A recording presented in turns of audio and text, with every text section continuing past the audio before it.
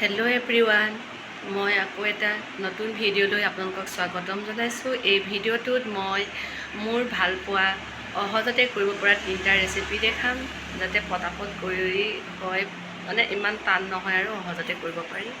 আপোনালোকে ভিডিঅ'টো স্কিপ নকৰাকৈ শেষলৈকে চাব আৰু এই ভিডিঅ'টো চাই মোৰ চেনেলটো ছাবস্ক্ৰাইব কৰিবলৈ নাপাহৰিব।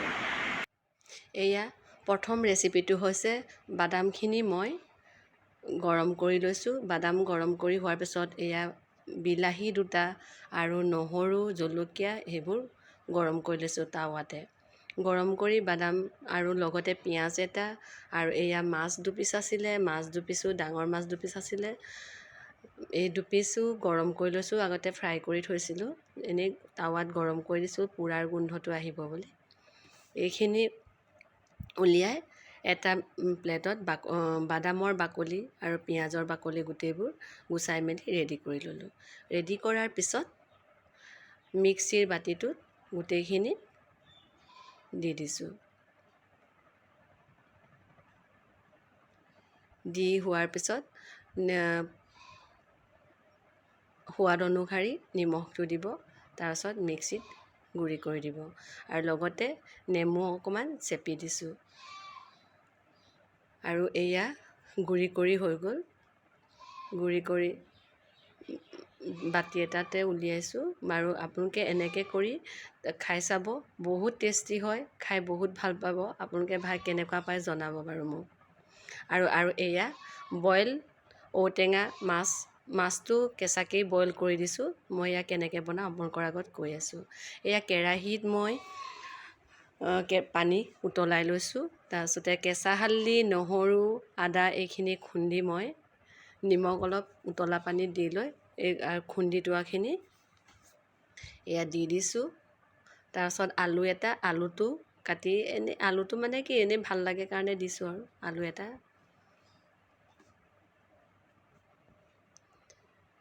আৰু এয়া উতলি থাকিব দিম। দিয়াৰ পিছত অলপ দেৰি উতলাৰ পিছত যেতিয়া গোন্ধটো ওলাব, ফোন আহি গ'ল কাৰণে ফোনৰ মাতটো কাটি দিলোঁ ফোন। এয়া আৰু এতিয়া মই আলু দি দিম, জলকীয়াও দি দিছোঁ আৰু জলকীয়াটো কেঁচাকৈ ফালি দি দিছোঁ। আলুখিনি দিয়াৰ পিছত আকৌ অলপ দেৰি উতলিব দিম।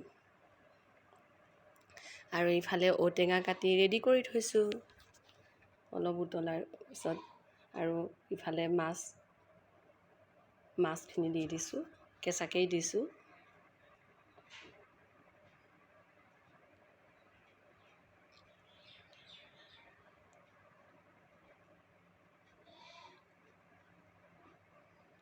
আৰু এনেকেই আৰু অলপ দেৰি উতলিব দিম।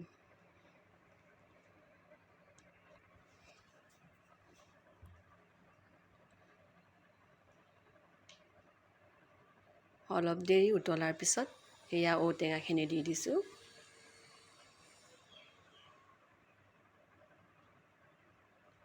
ঔটেঙা দিয়াৰ পিছত অলপ গৰম হৈ যোৱাৰ পিছত অলপ দেৰি ঢাকি থৈ দিম, ঢাকি উতলিব দিম। এয়া ঢাকি উতলাৰ পিছত হৈ গ'ল। গোন্ধটো কি ধুনীয়া হৈছে। আৰু গৰমৰ দিনত ঔটেঙা জোল খাবলৈ কিমান ভাল লাগে আপোনালোকেও জানেই।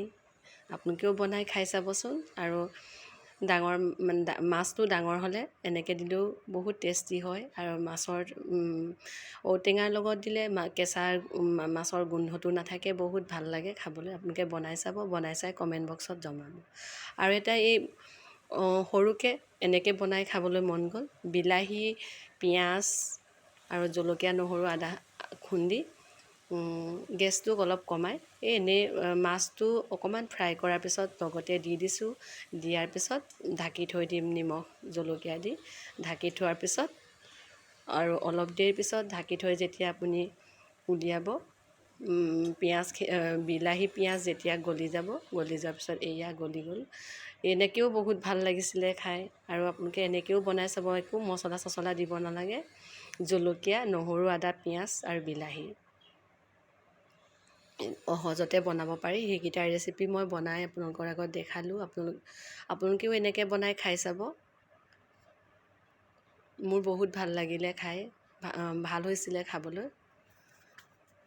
আপোনালোকে বনাই খাই চোৱাৰ পিছত জনাবচোন কমেণ্ট বক্সত কেনেকুৱা পালে। বাই, আজিলৈ আহিছোঁ।